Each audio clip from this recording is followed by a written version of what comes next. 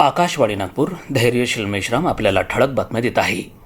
नागपूर आकाशवाणीच्या कृषी आणि गृह विभागामार्फत आज एप्रिल, मे आणि जून या त्रैमासिक कार्यक्रम समितीची बैठक आकाशवाणी नागपूर इथं पार पडली.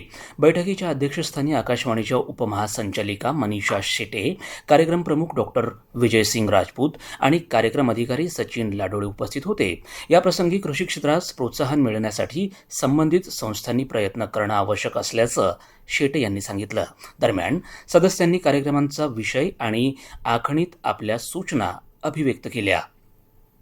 बजाजनगर इथल्या श्रीराम सेवा मंडळातर्फे हिंदू नववर्षानिमित्त गुढीपाडवा ते रामनवमी असा उत्सव 19 ते 26 मार्च या कालावधीत आयोजित करण्यात आला आहे. यंदा या उत्सवाचे 22वे वर्ष आहे. गुरुवार 19 मार्च रोजी सकाळी 8:30 वाजता आमदार संदीप जोशी यांच्या हस्ते गुढी उभारून उत्सवाचं उद्घाटन होणार आहे. त्यानंतर सायंकाळी 7 वाजता आर्ट ऑफ लिव्हिंगतर्फे सत्संग आयोजित करण्यात आला आहे. 20 ते 24 मार्च दरम्यान विवेक घळसासी, प्रकाश ऐदलाबादकर, रश्मी पदवाड मदनकर, प्रफुल्ल माटेगावकर आणि रेणुका देशकर यांची विविध विषयांवरील व्याख्याने होणार आहेत. वाशिम जिल्ह्यातील सर्व तालुका तसेच जिल्हा न्यायालयामध्ये राष्ट्रीय लोक अदालतीचं आयोजन करण्यात आलं आहे. या राष्ट्रीय लोक अदालतीमध्ये एका दिवसात एकूण 844 प्रकरणांचा निपटारा काढण्यात आला आहे. या प्रकरणामध्ये एकूण ₹6,90,54,287 एवढ्या रकमेची प्रकरणे निकाली काढली गेली. ओडिशातल्या कटक इथल्या SCB रुग्णालयात अतिदक्षता विभागात आग लागून 10 रुग्णांचा मृत्यू झाला. रुग्णांना वाचवताना जवळपास 11 कर्मचारी जखमी झाले. शॉर्ट सर्किटमुळे ही आग लागल्याचा प्राथमिक अंदाज आहे.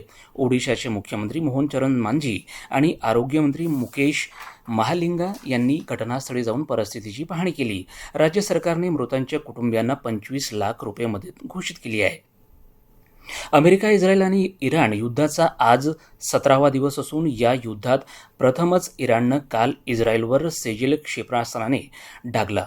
ही माहिती तस्नीम या इराणच्या सरकारी वृत्तसंस्थेने दिली आहे. दरम्यान इराणनं युद्धविरामाचा किंवा अमेरिकेबरोबर वाटाघाटीचा कसलाही प्रस्ताव मांडलेला नाही असं स्पष्टीकरण इराणच्या परराष्ट्र मंत्र्यांनी दिलं आहे. होर्मुझ सामुद्रधुनी या सुरक्षित ठेवण्यासाठी आपल्या नौका पाठवण्याची कोणतीही योजना नाही असं जपान, ऑस्ट्रेलिया आणि UK यांनी स्पष्ट केलं आहे. संसदेच्या अर्थसंकल्पीय अधिवेशनाच्या दुसऱ्या सत्रात आज प्रथमच लोकसभेत प्रश्नोत्तराचा तास कोणत्याही व्यत्ययाविना पार पडला गेला. गेले काही दिवस LPG आणि इतर मुद्द्यावरून गदारोळ होत राहिल्यानं प्रश्नोत्तराचा तास पूर्ण होऊ शकला नव्हता. याबरोबर हे ठळक बातमीपत्र संपलं. यापुढील ठळक बातमीपत्र रात्री 8:42 विविध भारतीवरून प्रसारित केलं जाईल. नमस्कार.